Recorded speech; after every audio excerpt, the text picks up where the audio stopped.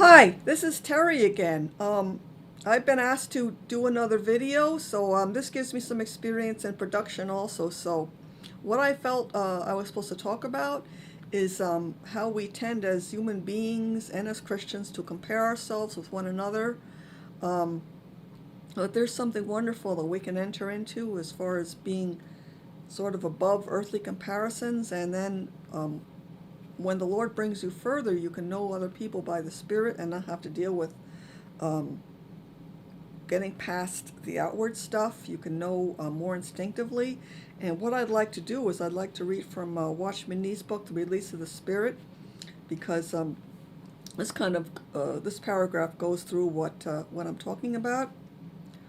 It says, the release of the Spirit makes it possible for us to abide increasingly in God. We touch the spirit of revelation in the Bible. Without effort, we can use our spirit to receive divine revelation. When we are witnessing or preaching, we send forth God's word through our spirit.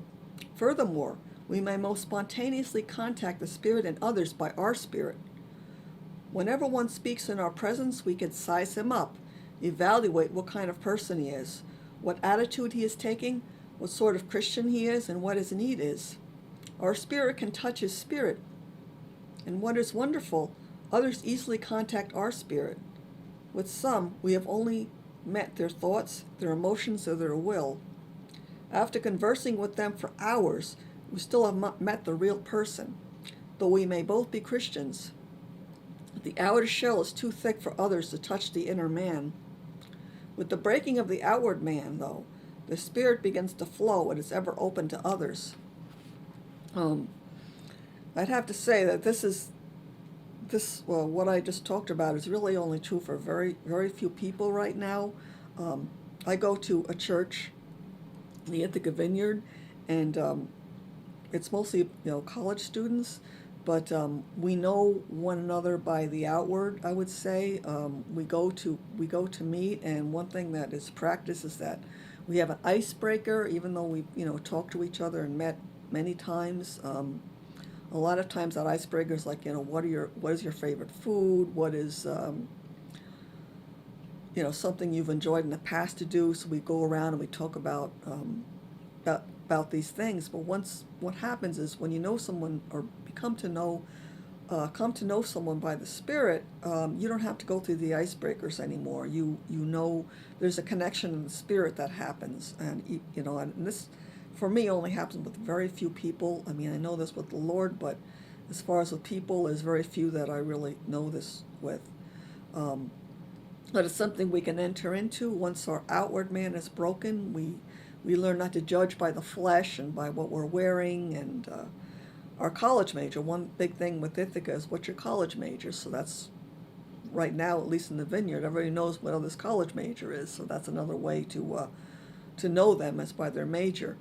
But once you've been broken, you don't have to worry about the icebreakers. You just know instinctively by the Spirit, and you can touch by the Spirit. So I'll talk more about this, and some experiences also.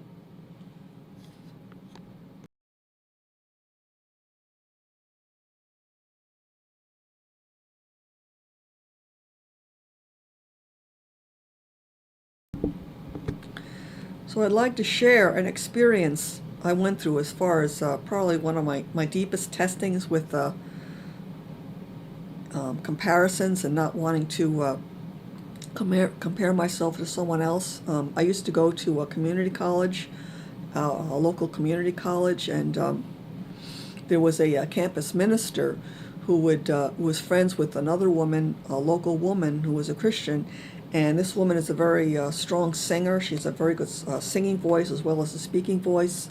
And she's very charismatic and very charismatic personality. And she'll just come up to you and hug you. And but God hasn't made me in a sense that way. I'm much more soft-spoken and laid-back, melancholy personality. So I've had to come to peace with who I am and how I express myself. But so what happened was this campus minister wanted to bring this woman to the campus to speak and to minister in the prophetic, and he was able to do that, and she came, and And then she spoke and she ministered prophetically afterwards. But by this point in my life, this was like 2002, so I was like, God, I'm prophetic too. Why can't I have an open door here? What to speak? This is my dream. This is my call. Why aren't the doors opening up? Is it because I'm soft-spoken? And then, you can get mad at God for the way you are. So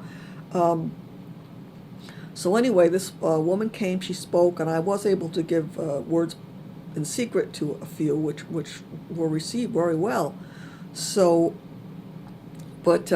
so anyway, the campus minister went, I'd see him in the lunchroom, and he would say, wow, she's so anointed, and this woman's so anointed, and she's got a real ministry, and I'm just saying, God, I want to be known as anointed too. So anyway, the campus minister decided to bring her back a second time. So by this point, I had really been hurt by the first time. So I just came home. I just said, I'm not even going. I didn't go, and I just came home and I started crying because I was just so upset. I listened to some soaking music, like some Teresa Griffith CDs, and I just came home and I soaked, and I wept in His presence, and I said, Lord, this is my dream. I'm prophetic too, and why can't the doors open for me? So, but and of course I wanted to be like her. God, why can't I be like her and just have the doors fly open to minister, But anyway, I've had to, and I actually did go to talk to this man. I said, well, and he didn't even know how to respond to me. It was just a closed door. So, but I did pray about it. I said, I have to ask God, why, when is my day going to come, Lord? Why? And I felt like the Lord said to me in response that it's not you in this case, that you were supposed to ask Him about speaking, and He wasn't hearing me. He wasn't hearing me right, because the other person on the other end has to hear the same thing, but in this case, I felt the Lord saying He wasn't hearing right. So that brought me a lot of peace. I felt that was really from the Lord, and that gave me peace, but at the same time, it wasn't opening the door. So just persevere in your call, and also you need to come to grips with peace with who you are. If God, Lord's made you a certain way, a certain personality, just come to peace with that, and that'll help a lot, because I've had to come to peace with my self-image and who I am and how I present myself.